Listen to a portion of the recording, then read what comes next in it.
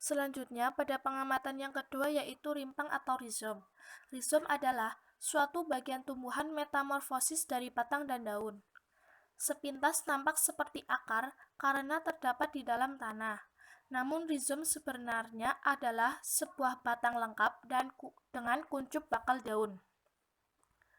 Hal ini memungkinkan tumbuhan yang memiliki rizom dapat berkembang biak secara vegetatif melalui batang yang terpendam, sehingga kuncup yang terdapat pada rizom dapat tumbuh dan memisahkan diri dari induk asalnya.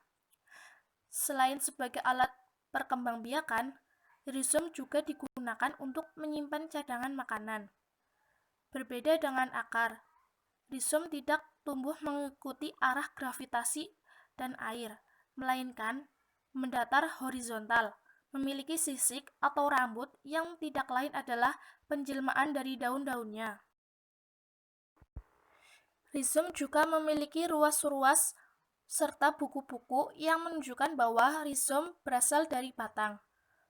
Tumbuhan yang memiliki rizom antara lain jahe, lengkuas, dan lain-lain. Rimpang sesungguhnya adalah batang beserta daunnya yang terdapat di dalam tanah, bercabang-cabang dan tumbuh mendatar. Dan dari ujungnya dapat tumbuh tunas yang muncul di atas tanah dan dapat merupakan suatu tumbuhan baru.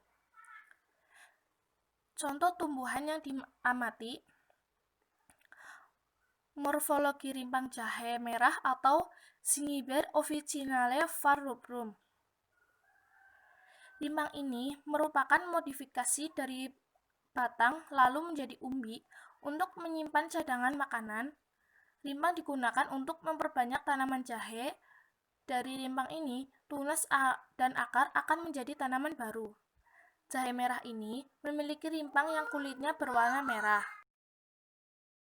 Pada slide selanjutnya, teman-teman bisa melihat pada layar contoh morfologi jahe merah atau Cinniber officinale var. Selanjutnya, yaitu umbi atau tuberculagnum. Umbi adalah batang beserta daunnya yang bersembunyi di dalam tanah, bercabang-cabang dan tumbuh mendatar. Dari ujung, dapat menumbuhkan tunas yang muncul dari tanah dan dapat merupakan suatu tumbuhan baru.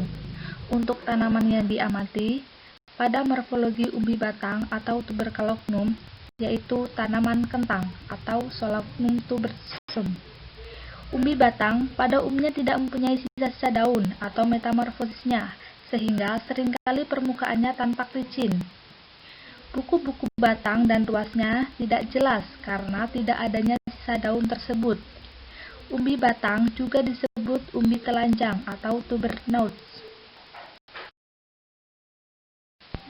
Misalnya pada kentang, Solanum tuberosum, dan ketela rambat, Ipomoea betatas, Poirt. Bukti bahwa umbi batang merupakan hasil metamorfosis batang, yaitu masih terlihat adanya kuncup-kuncup atau mata yang jika waktunya tiba dapat bertunas dan menghasilkan tumbuhan baru. Yang kedua, umbi lapis atau bulbous pada morfologi tanaman bawang merah atau Allium cepael.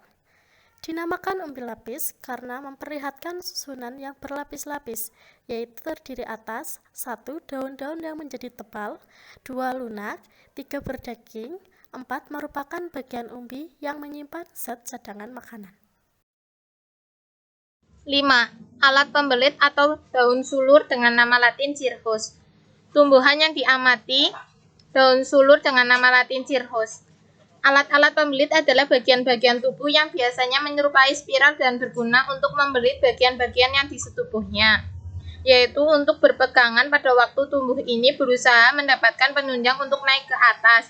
Terdapat pada tumbuhan yang memanjat saja. Di samping ini ada contoh morfologi daun sulur dengan nama latin Cirrus.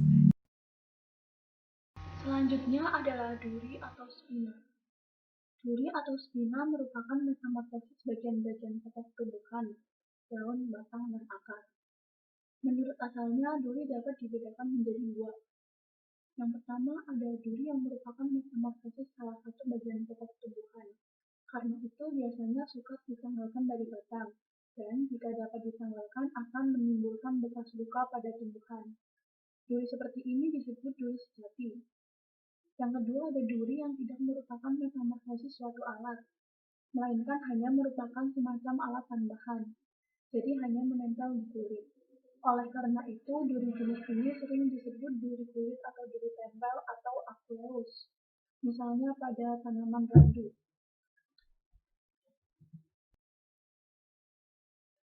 Nah, tanaman yang saya amati adalah morfologi duri tempel atau akuleus pada tanaman mawar merah atau dengan nama latinnya Rosa centifolia.